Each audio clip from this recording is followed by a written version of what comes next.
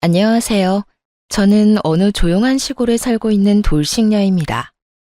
저에게 이혼이란 상상도 한 적도 없는 단어였는데 어느새 정신을 차리고 저 자신을 돌아보니 제 마음의 상처는 깊었고 저는 이혼녀가 되어 있더군요. 지금은 마음의 상처도 많이 아물었고 이혼을 떠올려도 괜찮습니다. 처음 이혼했을 때만 해도 힘들더라고요. 아무리 오만정이 떨어졌다 한들 한때는 결혼할 만큼 사랑했던 사람이었으니까요. 제가 왜 사랑했던 사람과 이혼까지 하게 됐는지 저의 기가 막히는 사연 들어보실래요? 저와 남편은 동호회에서 만난 사이였어요. 언제나 하하호호 잘 웃고 좋은 사람이었던 남편의 주위엔 사람이 항상 많았고 그에 비해 내성적인 저는 그저 참석에 의미를 둔 모임이었어요.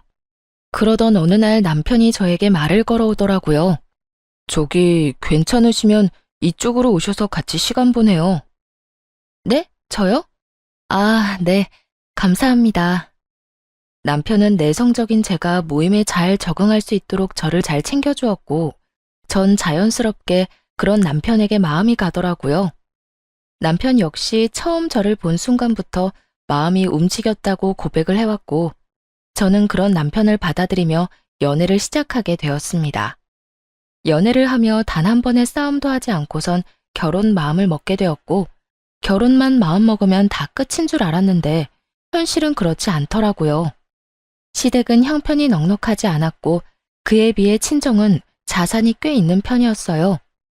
그럼에도 불구하고 시댁에선 이런 말을 하더라고요. 내가 우리 아들이 좋다고 하니 일단 결혼을 시키긴 한다마는 네가 썩 마음에 드는 며느리감은 아니란 걸 알고 있었으면 한단다. 이렇듯 저를 깎아내리는 말을 시모는 서슴없이 하긴 했지만 내심 부자인 저희 집을 시댁에선 좋아하는 눈치였고 친정에선 이런 시모의 태도가 마음에 들지 않는다며 결혼을 반대하기도 하셨죠. 넌 그런 소리를 듣고도 결혼하고 싶어? 어떻게 사람 면전에 두고 마음에 든다 안 든다 그딴 말을 할 수가 있는 거야. 자기 자식 귀하면 남의 자식 귀한 줄도 알아야지. 집안이라도 우리보다 좋으면 내가 억울하지도 않지. 처져도 한참 처지는 주제에 어디서 그딴 말을 하냐고. 네가 뭐가 부족해서. 자기 아들만 대기업 다니니? 너도 대기업 다녀. 엄마, 조금만 진정 좀 해. 어머님이 말씀만 그렇게 하셔서 그렇지 속은 그렇지도 않을 거야. 그냥 집안 차이가 좀 나니까 아들 기죽을까봐 괜히 나한테 그러신 거겠지. 그게 더 문제야, 자격지심. 그게 사람 얼마나 피말리는 줄 몰라. 그딴 결혼을 하겠다고 이 난리니? 엄마는 싫어, 딸. 너도 나한테는 하나뿐인 딸이고 내 목숨 같은 딸이야. 그런 딸이 자기 발로 지옥불에 뛰어들겠다는데 어떤 엄마가 가라고 등 떠밀겠어. 차라리 내가 뛰어들고 말지. 엄마, 나 진짜 그 사람 사랑해. 내가 현명하게 잘 대처하면서 살게. 엄마는 알잖아. 나 그 사람 이대로 놓치면 평생 후회할 것 같아. 미안해요. 이런 문제로 엄마 속상하게 해서. 정말 속상해서 죽겠어. 난 너를 귀하게 키웠는데 넌 왜 이런 취급에도 아랑곳하지를 않니? 그깟 사랑이 뭐라고. 한 번만 더 생각해봐. 더 깊이, 더 신중하게 생각해보고 다시 이야기하자. 전 이러한 부모님의 반대에도 남편을 사랑했기에 부모님을 설득해 결혼을 하게 되었고, 이젠 행복한 일만 남았다고 생각했습니다. 반대와 만류에도 설득하고 또 설득해서 한 결혼. 처음엔 참 행복하고 너무나도 좋았어요. 사랑하는 사람과 밤늦게 헤어질 일도 없고, 온종일 함께 할 수 있는 주말이 오면 집엔 웃음소리가 끊이질 않았었죠. 그렇게 행복한 신혼생활에도 문제는 있었어요. 그건 다들 예상하다시피 시모의 간섭이었습니다. 그때 당시 저는 남편과 회사는 달랐어도 남편과 마찬가지로 대기업에 다니고 있었는데 하고 싶은 공부가 생겨 회사를 그만두고 공부를 위해 이리저리 알아보고 있을 때였어요. 결혼을 하고 난 후에 시작한 공부라고 해도 남편의 도움을 받은 것도 아니었고 그간 제가 모은 돈과 시집 올 때 친정에서 받은 돈이 꽤 있던 터라 생활에 무리가 될 상황도 전혀 아니었습니다. 하지만 시모는 이러한 상황을 전혀 알지 못한 채 저의 상황을 걸고 넘어지기 시작하더라고요. 난 도대체 네가 이해가 안 된다. 그 좋은 회사 그만두고 갑자기 공부를 하니? 그것도 결혼까지 한 애가 말이야. 너흰 미래 준비 같은 건 안 하니? 한 푼이라도 더 벌 수 있을 때 더 벌어야 나중에 아기 낳고 하면 여유롭게 생활할 거 아니야. 어머님, 미래 생각해서 공부하려고 하는 거예요.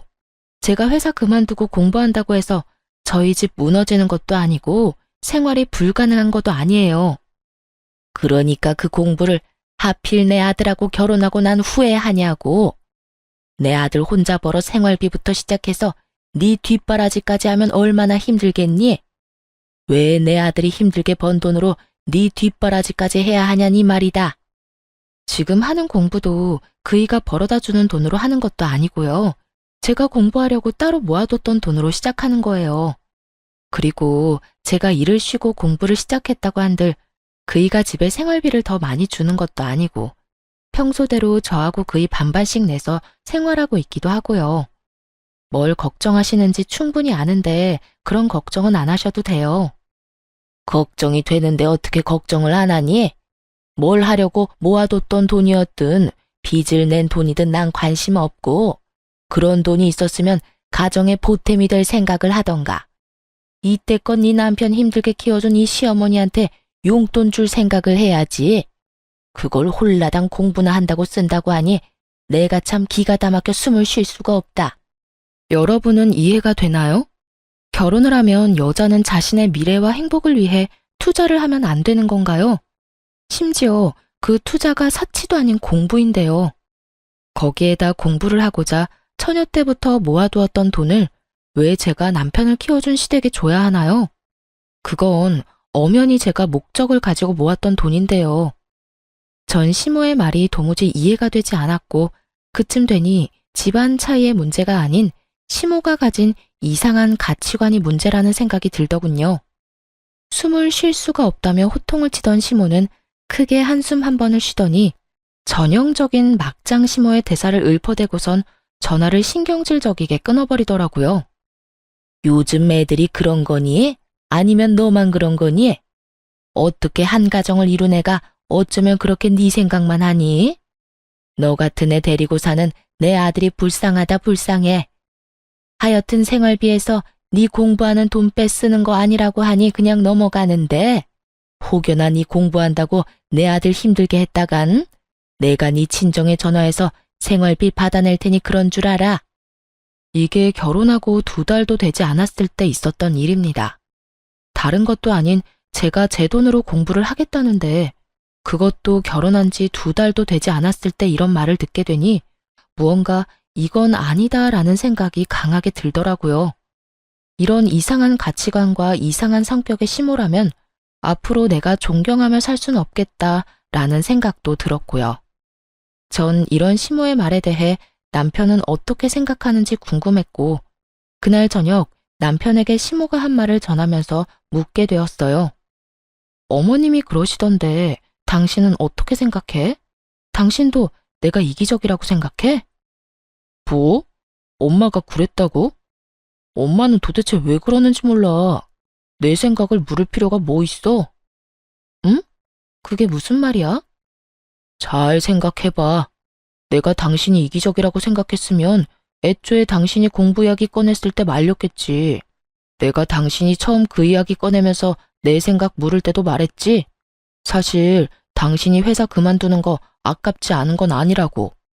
워낙 좋은 회사이기도 하고 그만큼 당신이 그 회사에 들어가기 위해 얼마나 노력했을지 다 아니 그 시간들이 아깝다고. 지금도 마찬가지야.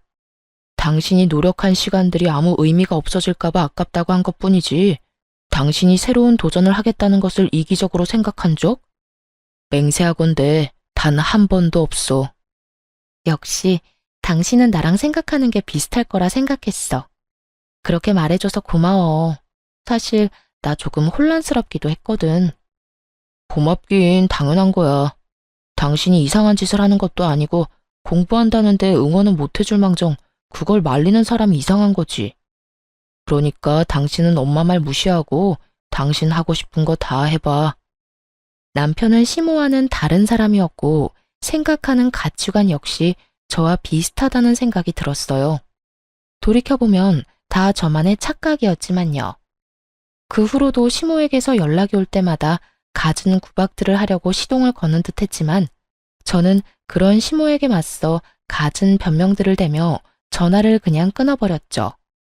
어쩌다가 시댁이라도 가는 날엔 남편이 시모의 말을 끊어버려 무사히 상황을 넘긴 적도 많았고요. 시모는 그렇게까지 저를 구박하면서도 며느리 자랑은 또 하고 싶은 사람이었고 친구와의 모임을 가질 때마다 저에게 연락을 해왔어요.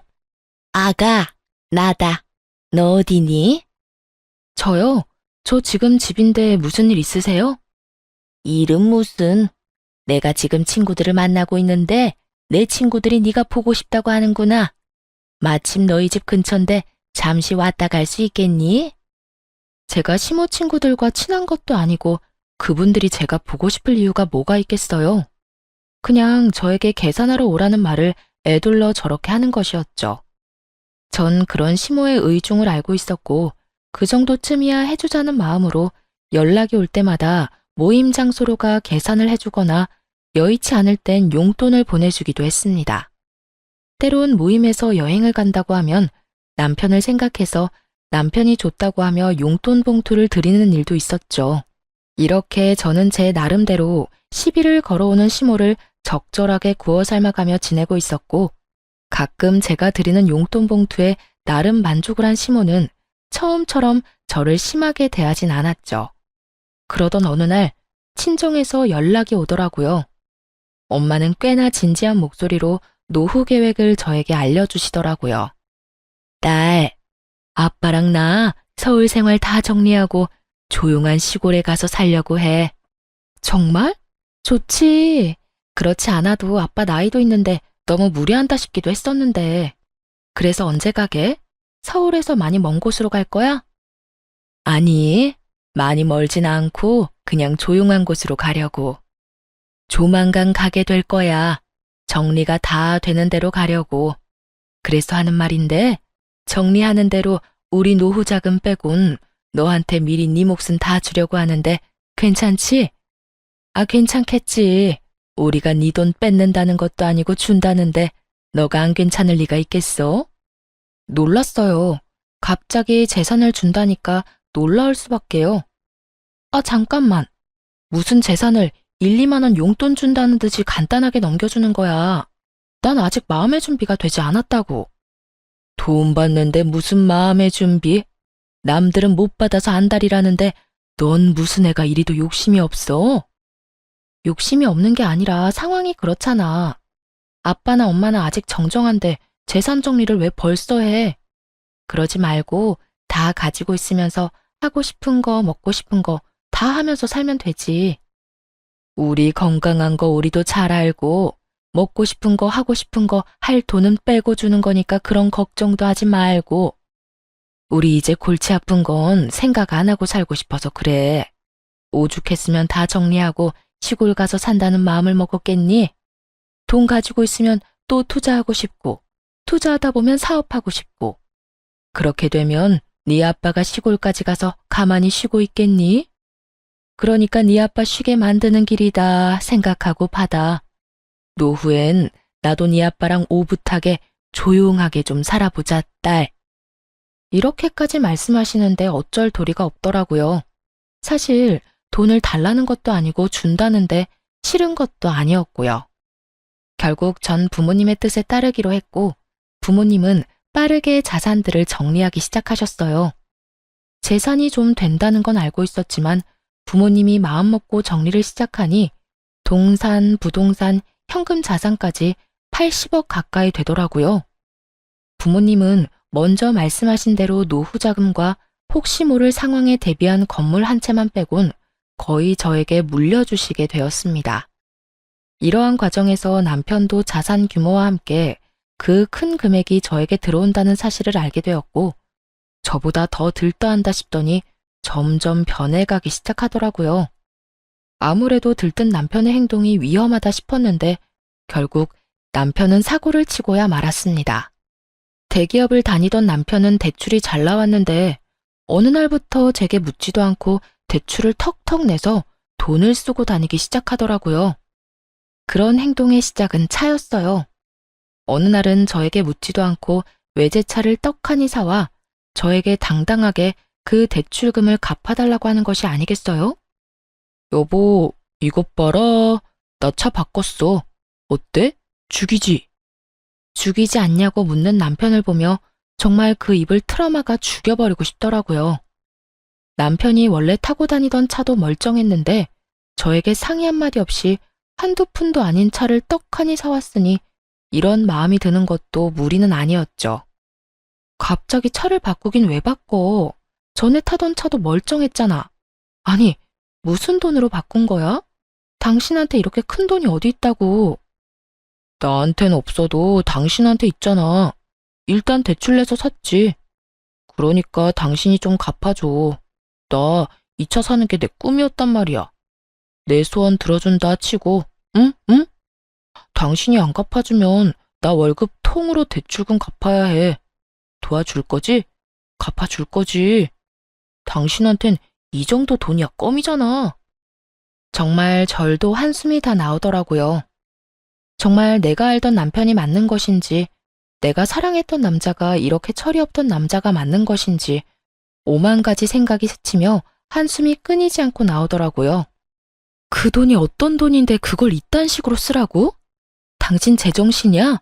꼭 필요한 것도 아니고 사치나 부리라고 우리 부모님께서 돈 준 줄 아냐고.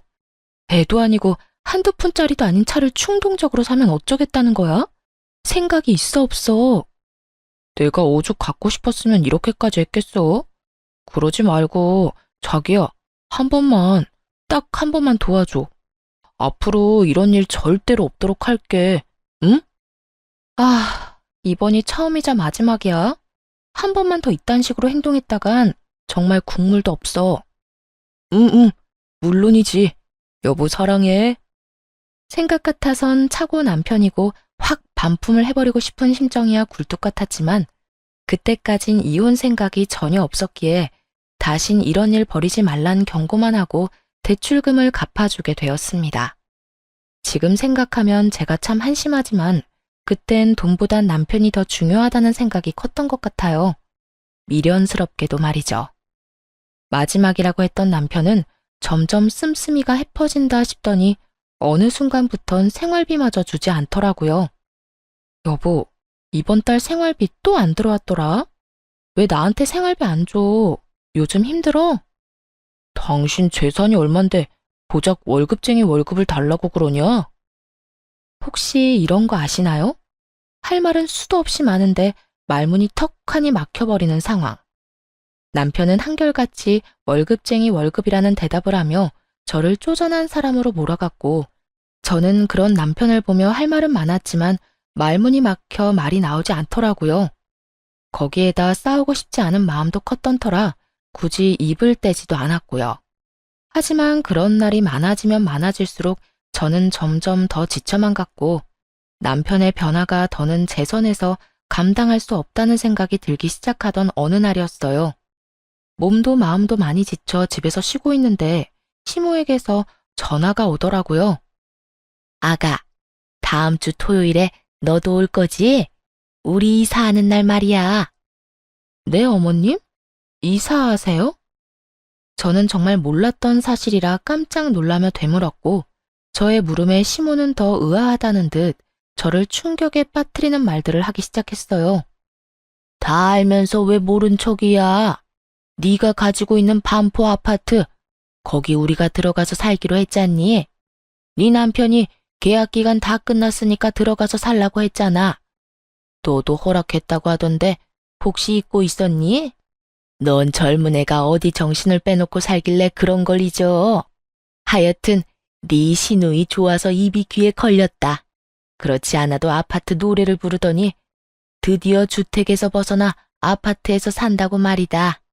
하여튼 토요일에 올 거지? 와서 정리 좀 도와.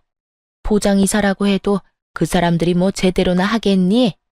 이게 무슨 소리인가 싶더라고요. 제가 투자 목적으로 사뒀던 아파트에 시모가 들어가서 산다뇨. 심지어 저는 세입자가 나가기로 한 것조차 모르고 있었는데 이게 다 무슨 소리인가 싶어 남편에게 전화를 걸었습니다. 이게 다 무슨 소리야? 어머님이 왜 반포 아파트로 이사를 가? 그거 이야기한다는 걸 깜빡했네. 몇 달 전에 당신 씻고 있을 때 당신 휴대전화로 세입자한테서 전화가 왔더라고. 연장하고 싶은데 어떻게 생각하시냐고. 그 순간 우리 식구들이 생각나지 뭐야?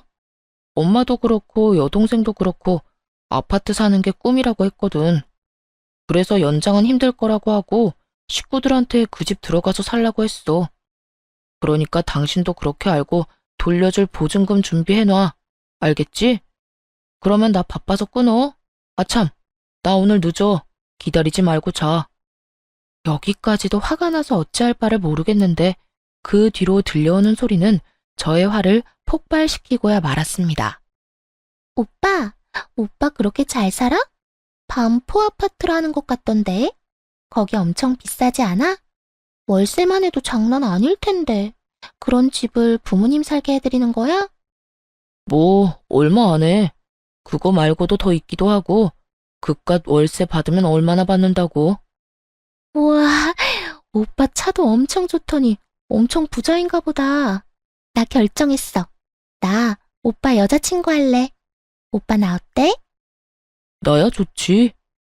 바쁘다던 남편은 너무 바쁜 나머지 전화를 끊는 것마저 깜빡해버렸고 그 덕에 전 남편이 뭐 때문에 바쁜 것인지 수화기 너머로 다 듣게 된 것이었죠.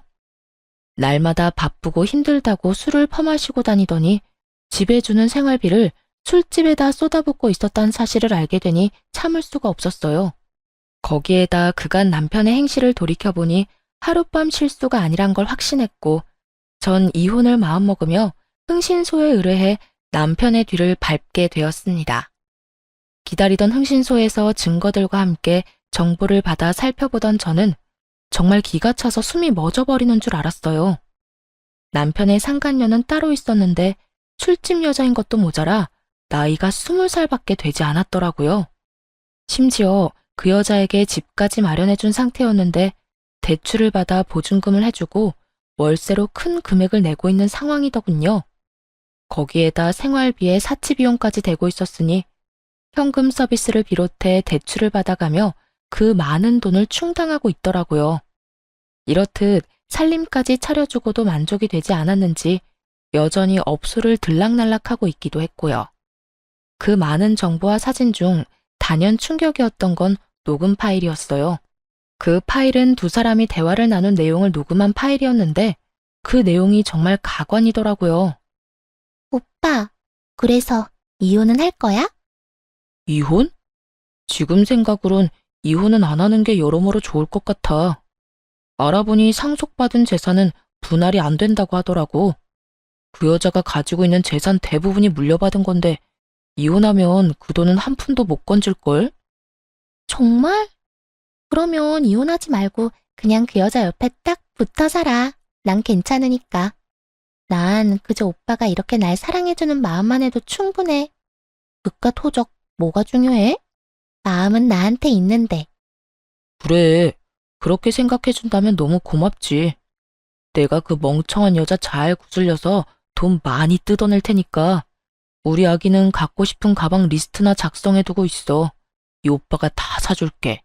아니다, 당장 사러 갈까? 이 오빠 대기업 다니는 거 알지? 우리 아기 가방 찾을 능력 정도는 된다고. 정말? 너무 행복해. 그렇지 않아도 갖고 싶은 가방이 있긴 했거든. 그런 게 있으면 진작 이 오빠한테 말했어야지. 가자. 얼마나 행복하신지 상간녀와 남편의 목소리는 하늘을 날고 있었고 그들이 행복하면 할수록 저는 복수심에 불타고 있었습니다.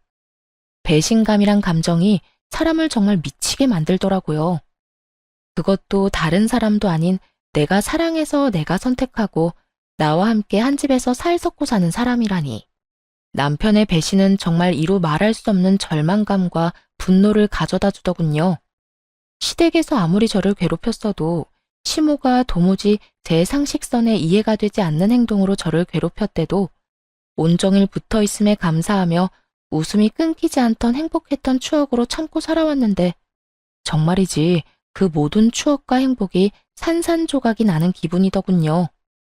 모든 파일을 들은 순간 저는 이혼을 더욱 확신하게 되었고 바로 부모님께 연락을 드려 모든 사실을 알리고 제 짐을 하나둘씩 부모님께 보내버렸어요. 모든 사실을 안 아빠는 당장이라도 서울을 와 그놈을 가만두지 않겠다고 화를 내셨지만 전 그런 아빠에게 제게도 다 생각이 있고 계획이 있다며 잠시 기다려달라고 했죠.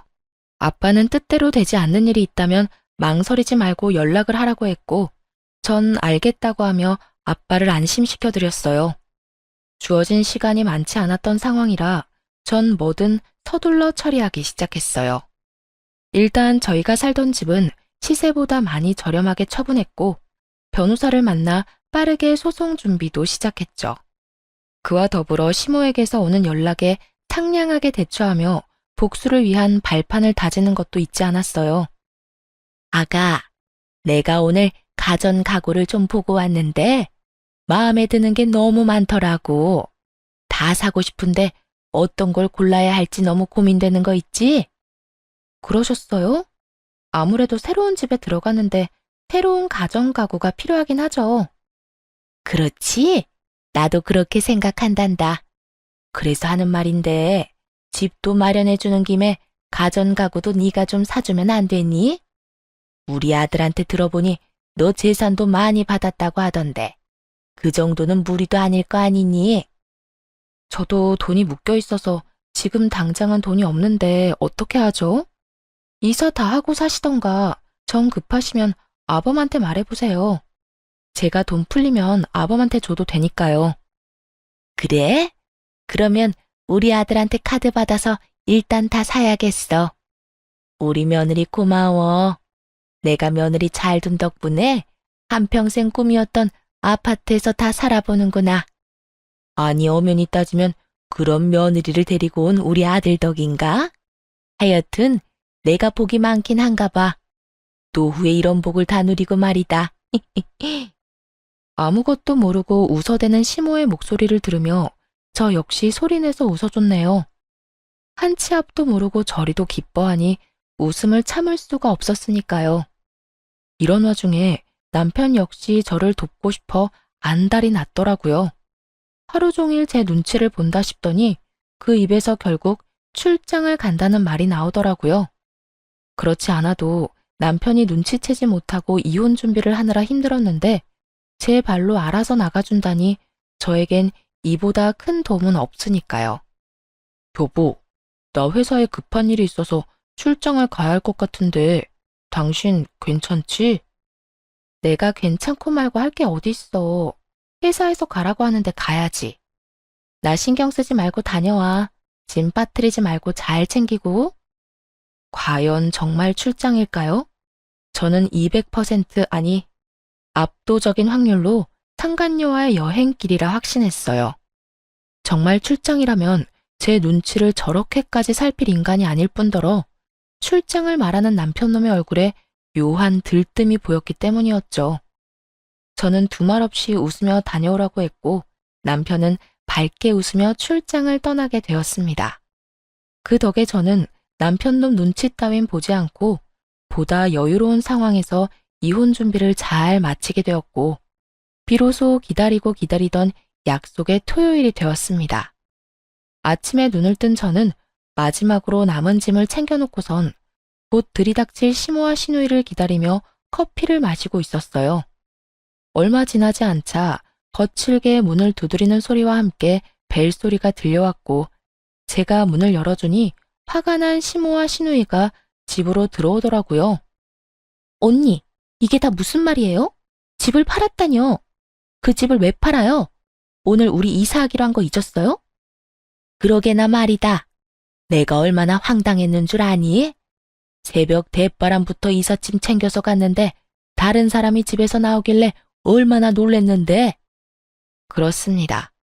전 사는 집을 정리하며 반포 아파트마저 처분해버렸고 그 집엔 새로운 집주인이 살고 있었던 것이었어요. 물론 시세보다 저렴하게 처분하게 되어 아깝긴 했지만 제 계획대로 다 흘러가게 되었으니 그 정도는 감수할 만했습니다. 그 덕에 시모와 시누이의 이런 꼴까지 볼 수 있었으니 말입니다. 시모와 시누이는 당황스러움과 혼란스러운 현실 앞에 얼굴을 붉히며 저에게 따지고 들었고, 전 마시던 커피를 마저 마시곤 두 사람 앞에 섰습니다. 그 집 판 거 맞아요. 내 집 내가 처분하겠다는데 두 사람이 왜 이 난리예요? 그걸 몰라서 물어요? 그 집 우리가 들어가서 살기로 했다고요. 우리 오빠가 그 집 이제 우리 집이니까 들어가서 살면 된다고 했다고요. 그런데 그 집을 팔면 어떻게 해요? 어떻게 하긴 어떻게 해. 길거리에 나앉는 거지. 아직도 상황 파악이 안 되니? 나 잘난 네 오빠랑 이혼할 거야. 이혼할 판국에 전 남편 식구들 살라고 월세 꼬박꼬박 나오던 집 비워주는 머리 빈 여자가 어디 있니? 뭐라고요? 이혼이요? 갑자기 무슨 이혼이에요? 그런 말 없었잖아요. 갑자기 이혼이라. 그래, 나도 갑작스럽긴 하다. 네 오빠가 바람 피우는 걸 갑작스럽게 알게 돼서 나도 좀 서두를 수밖에 없었거든. 시모와 시누이에게 청천벽력과도 같은 말이었겠죠. 이제야 낡아빠진 주택을 벗어나 넓고 깨끗한 아파트에서 살게 됐다고 신나서 이삿짐까지 꾸려왔는데 눈앞에서 꿈이 사라졌으니 그 충격 말로 다할 수 없는 상황 아니겠어요? 두 사람은 현실을 부인하고 싶은 듯 자신의 오빠는 자신의 아들은 절대 그럴 리가 없다며 도리어 제가 오해한 것이라고 우겨대기 시작했어요. 오빠가 바람이요? 설마, 아닐 거예요. 우리 오빠가 왜 그런 미친 짓을 하겠어요? 언니, 혹시 우리한테 집 내주기 싫어서 이런 거예요? 그래서 우리 오빠한테 그런 더러운 누명을 씌우는 거냐고요. 그러게, 우리 아들은 절대 바람 같은 거 피울 애가 아니다. 네가 뭔가를 크게 단단히 오해하고 있는 걸 거야. 내 아들 내가 잘 아는데 절대 그런 추잡한 짓거리나 하고 다닐 애 아니다. 널 얼마나 사랑했는데, 심지어 네가 가진 재산이 얼만데 너같이 황금알을 낳는 거위를 두고 바람이나 피우겠어? 다 네가 오해한 걸 거야. 그러지 말고 우리 아들 오면 대화부터 해보거라. 내가 전화해서 이제 곧 올 거야. 오해? 제 눈으로 보고 듣고 다 했는데 무슨 오해예요. 어머님 아들 지금 바람 피우고 있는 거 맞고요. 지금도 출장지에서 오는 게 아니라 그 상간녀랑 룰루랄라 여행길에 다시 돌아오는 거라고요. 거기에다 그 미친 네 오빠가 그 여자 집까지 얻어줬단다. 그러니까 여기서 좀 나가주지. 이 집도 처분해서 빨리 비워줘야 하거든. 제 말에 시모와 시누이는 믿을 수 없다는 듯 그 자리에 주저앉아 아파트 타령을 끊임없이 중얼이기 시작했어요. 내 아파트, 내가 드디어 아파트에서 살 수 있다고 얼마나 좋아했는데 내 아파트 돌려내, 내 아파트 돌려내라고. 어떻게 내 아들이 그딴 짓을. 아니야, 아니라고. 엄마, 오빠 정말 미친 게 틀림없어. 어떻게 하필 이럴 때 그딴 짓을 할 수가 있어. 바람을 피우려거든 들키지나 말던가. 들키더라도 우리 이사나 해놓고 들켰어야지. 이게 다 뭐야? 친구들한테 반포 아파트 입성했다고 다 자랑했는데 내 아파트 어떻게 하냐고. 망연자실해서 이상한 말을 중얼거리는 시모와 시누이를 보는데 정신병원에 전화라도 해야 하나 싶더군요. 제 눈에는 두 사람이 미쳐버린 것 같았거든요. 그렇게 한참을 미쳐버린 두 사람을 지켜보는데 남편이 허겁지겁 현관문을 열고 들어오더라고요. 이게 다 무슨 일이야? 반포 아파트가 팔렸다니, 다른 사람이 살고 있다니 이게 다 무슨 말이야? 엄마가 한 말이 다 사실이야? 갑자기 왜 아파트를 팔아? 내가 그 집 우리 가족들 살 거라고 했잖아. 어떻게 그런 짓을 나하고 상의 한마디 안 하고 저지를 수가 있어? 이제 우리 가족은 어떻게 하라고? 참나, 드라마를 보면 그렇게들 참나 거리는 게 이해가 되지 않았거든요. 그런데 자기 한 짓은 생각도 하지 않고 무조건적으로 저를 몰아세우는 남편놈을 보는데 정말 반사적으로 이 말이 튀어나오더라고요. 네 가족 살 집을 왜 나한테서 찾아? 그리고 내 집 내가 처분하겠다는데 내가 왜 당신한테 상의까지 해야 해? 그럴 이유가 있다고 생각해? 당신이 그럴 자격이 있다고 생각하냐고. 자격? 당연히 있지. 내가 당신 남편인데 당신 재산이 다 내 재산이지. 부부 사이에 섭섭하게 네 재산, 내 재산 성 갈라 관리할 거야? 당신 그런 식으로 나오면 나 엄청나게 섭섭하다고. 하여튼 반포 아파트는 이미 팔아버렸고 앞으로 어떻게 할 거야? 우리 가족들 어떻게 할 거냐고. 당장 집도 다 정리해버려서 오갈 데도 없다고. 아, 혹시 우리 집에 모시려고 그래? 그렇구나. 하긴 우리 두 사람 살기엔 넓긴 하지. 남편 역시 제정신이 아닌 듯 저는 그 어떠한 말마디를 하지 않았는데 스스로 희망 고문을 하기 시작하더라고요. 그런 남편 놈을 지켜보는 재미도 없지 않아 있었지만 이제 그만 마무리를 해야 할 때가 되었다고 생각했어요. 전 시모와 시누이가 지낼 방을 열심히 고민하는 남편 놈을 향해 손바닥을 보이며 멈추라는 제스처를 취한 후 이혼을 통보했습니다. 당신은 분위기 파악을 못해? 내가 이 집에서 당신 가족들이랑 살 거라고 했으면 당신 엄마랑 당신 동생이 저러고 앉아서 세상 잃은 표정을 하고 있겠어? 제 말에 남편은 그제야 시모와 시누이가 보이는 듯 두 사람의 안색을 살피기 시작하더라고요. 그리곤 이내 조금의 파악이 된 듯 흔들리는 눈빛으로 저를 바라보더군요. 전 그런 남편을 보고 이렇게 말했어요. 그래, 맞아. 지금 당신 머릿속을 스치는 그 설마 하는 최악의 상황. 나 다 알았어. 다 알아버렸어. 그러니까 이혼하자. 저는 드디어 이혼을 통보했고 남편은 모든 상황을 받아들일 수 없다는 듯 저에게 개거품을 물고 대묻기 시작하더라고요. 이혼? 이혼이라니 그게 무슨 말이야? 아니, 알긴 뭘 알았다는 거야. 당신이 알아버린 게 도대체 뭐냐고. 뭐긴 뭐겠어? 당신이 20살 술집 여자랑 살림 차린 거? 그것도 모자라 여전히 그 더러운 업소를 여전히 제 집 안방처럼 오가는 거 정도겠지. 아, 그것도 알고 있어. 그 술집 여자한테 대출까지 받아서 집 생활비 할 거 없이 다 지원해주고 있다는 거. 제 말에 남편의 얼굴은 사색이 되어 가더라고요. 남편의 얼굴뿐인가요?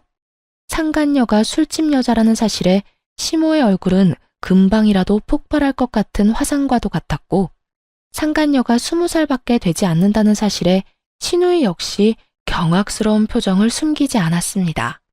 남편은 이런 시모와 시누이의 눈치를 살핀다 싶더니 저를 보며 일단 부인하고 나서더라고요.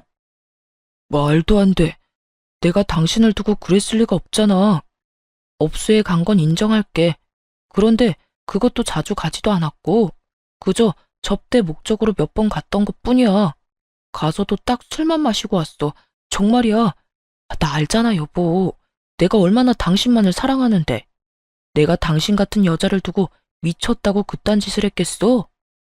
저는 그 순간 흥신소에서 받은 녹음 파일을 틀어버렸고 남편과 상간녀의 목소리가 온 거실안을 가득 채워나갔습니다.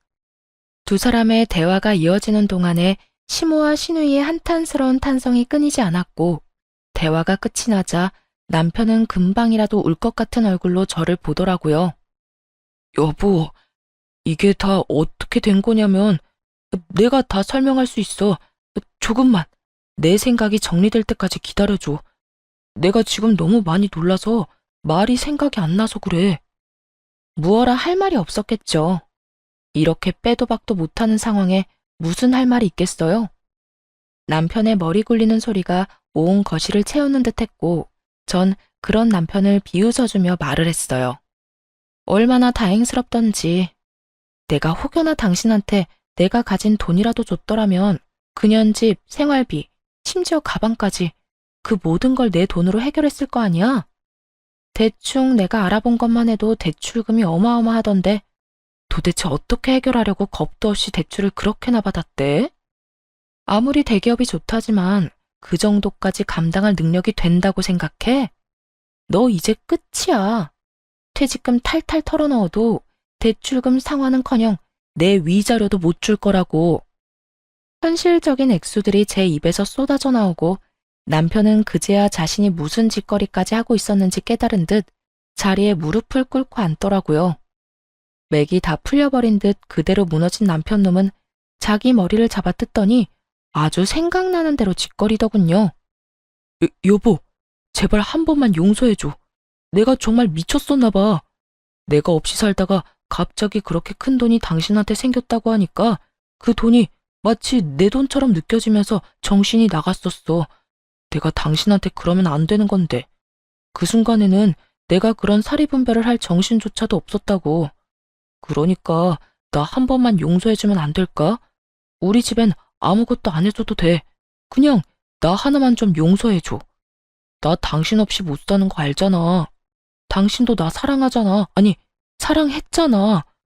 우리 행복했던 순간도 많았잖아. 그러니까 그 추억 떠올리면서 나 한 번만 더 받아줘. 응? 행복했던 순간이라고 하더라고요. 그 행복했던 순간을 산산조각 내 두 번 다시 떠올리게 만들고 싶지도 않게 만든 사람이 누군데 감히 제 앞에서 그 순간을 들먹거리다니. 저는 그 순간 남편 놈이 용서가 되지 않았고 그대로 제 앞에 무릎을 꿇고 앉은 남편의 뺨을 때려버렸어요.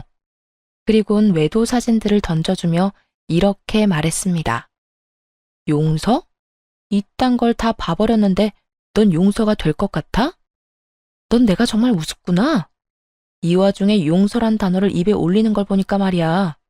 그리고 어디서 감히 추억을 들먹여? 그 행복했던 모든 순간을 떠올리기도 싫어. 과거 일로 만든 사람이 누군데? 제발 부탁하는데 더는 구질구질하게 굴지 말고 이혼해. 단호한 저의 태도에 남편은 제 바지가랑이를 붙잡고 매달리기 시작했고 전 그런 남편을 힘껏 뿌리치며 남편 주머니에 있던 차키를 빼앗아 버렸어요. 차키는 왜? 내 차키야. 내 차라고. 야, 정신 차려. 네가 입고 걸치고 몰고 다니는 것 중에 네 거라고 할 수 있는 게 있다고 생각하니? 네가 사랑하는 그 차, 그거 내 명의인 거 잊었어? 네가 나한테 말도 없이 대출받아 덜컥 사온 네 차, 대출금 갚아주는 조건으로 내 명의로 바꾼 거 잊었냐고. 돈도 내가 내고 명의도 내 명의인데 그 차가 왜 네 차야? 여보, 그 차만 나 주라. 그 차만 나 주면 내가 조용히 분말 없이 이혼해 줄게. 당신도 내가 끈질기게 굴면 귀찮을 거 아니야. 그러니까 그 차만 나 줘. 그러면 내가 지금 당장이라도 도장 찍고 당장 이혼할게. 응? 아니, 그냥 끈질기게 굴어. 난 전혀 귀찮지 않아. 난 차고 넘치는 돈으로 능력 있는 변호사 선임할 거고 그 변호사분들이 알아서 다 해주실 건데 내가 뭐가 귀찮겠니? 그러니까 너도 없는 살림에 변호사 선임 잘해서 소송 잘 해내. 기대할 테니까. 저는 그대로 집을 나와버렸습니다. 그 후 진행된 이혼은 결혼과는 달리 순조롭게 진행되었어요. 워낙 증거가 확실했던 터라 이혼은 당연했고 그만큼 위자료도 받을 수 있었죠. 상간녀 소송 역시 저의 승소로 끝이 나며 상간녀에게도 위자료를 받을 수 있었습니다. 이혼을 한 후 빚쟁이 거지가 되어버린 전 남편에게서 더는 벗겨먹을 것이 없었던 상간녀는 그간 전 남편이 사주었던 모든 것을 챙겨 도망가 버렸고 폐인이 된 전 남편은 그나마 자랑거리였던 대기업 회사마저 잘렸다고 하더군요. 그간 저를 믿고 회사 생활을 속된 말로 개판이라 했던 터라 이혼 이야기가 오가기 전에 이미 권고사직을 받은 상태였단 걸 알 수 있었죠. 오갈 데가 없어진 시댁 식구들은 어떻게 됐냐고요? 뻔하지 않나요? 사실 이전 시댁 식구들이 살던 집은 작은 보증금의 월세를 주고 살던 주택이었는데 일이 그렇게 된 후 마땅히 오갈 데가 없어 급하게 다 쓰러져가는 낡은 주택에 세를 주고 옹기종기 모여 살고 있다는 이야기를 들을 수 있었어요. 만약, 아주 만약에 남편이 외도만 저지르지 않았다면 전 아마 어느 기점에 시댁에 지원을 해주었을 겁니다. 그만큼 남편을 사랑했고 미우나 고우나 사랑하는 남편의 가족이기에 그 가족이 보다 편안한 환경에서 누릴 수 있는 만큼 누리며 살았으면 하는 마음도 있었으니까요. 아니, 남편이 외도를 저지르기 전 시모가 가만히 있기라도 했다면 그래도 며느리인 제가 어련히 알아서 잘 모셨을 텐데 이 모두가 자기 팔자 자기가 꼰 거 아닐까요? 전 그렇게 생각하고 있습니다. 그 후로 전 잘 지내고 있습니다. 마땅히 직장을 다니고 있던 것도 아니었고, 하고 있던 공부는 온라인으로도 가능했던 터라 모든 서울 생활을 청산하고 부모님이 계신 시골에 내려오게 되었어요. 이곳에서 지내며 저는 상처로 인해 너덜너덜해진 마음을 안정시켰고, 그 모든 과정엔 사랑하는 부모님이 곁에 계셨기에 전 잘 이겨낼 수 있었습니다. 아직도 기억나는 아빠의 말씀이 있어요. 딸, 사람이 살다 보면 크게 넘어지는 날이 있단다. 그런 일이 있을 때 넘어져서 울고만 있다면 너에게 뭐가 남겠니? 넘어지는 것이 무서워 아무것도 하지 않고 그 자리에서 울고만 있다면 우리 딸이 그간 걸어왔던 그 많은 걸음걸음이 너무 슬프지 않겠니? 크게 넘어질수록 크게 성장하는 법이야. 크게 넘어졌을 때 힘들더라도 털고 일어서면 다시 내딛게 되는 걸음걸음에 좋은 밑거름이 될 거다. 그러니 지금 많이 슬퍼하되 털고 일어날 땐 그 슬픔도 다 털고 가벼운 마음으로 크게 한 발 내딛거라. 알겠지? 전 아빠의 말씀대로 슬픔도 아픔도 다 털어냈고 다시 한 발 내딛게 되었습니다. 힘든 만큼 공부에 집중했고 그 결과 공인중개소를 열게 되었어요. 사실 제가 하던 공부는 공인중개사 공부였는데 평소 땅에 관심이 많기도 했고 직장 생활보단 그쪽이 더 저에게 맞는 것 같아 시작한 공부였어요. 악착같이 노력한 만큼 자격증을 취득하게 되었고 전 제가 원하던 일을 하며 새로운 삶을 시작하게 되었습니다. 중개 일을 하다 보니 경매에도 관심이 생겼고 요즘엔 임장 활동을 하며 경매도 공부하고 있어요. 전 앞으로도 더 나은 제 삶을 위해 노력하며 행복하게 살아가 보려 합니다. 다들 응원해 주실 거죠? 이렇게 저의 길었던 이야기도 끝이 났네요. 제 이야기 들어주신 모든 분 감사합니다. 좋은 하루 되세요.